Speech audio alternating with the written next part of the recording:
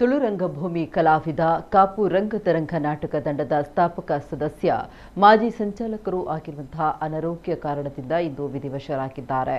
54 ವರ್ಷದ ಸುಜಿತ್ ಶೆಟ್ಟಿ ಪಾದೂರು ಮೃತಪಟ್ಟ ರಂಗ ಕಲಾವಿದ. ಇವರು ಹಾಸ್ಯ ಮತ್ತು ಸಾಮಾಜಿಕ ಜವಾಬ್ದಾರಿಯ ಪಾತ್ರಗಳನ್ನು ಅತ್ಯಂತ ಯಶಸ್ವಿಯಾಗಿ ನಿಭಾಯಿಸಿ ಪ್ರೇಕ್ಷಕರ ಮನಗೆದ್ದಿದ್ರು.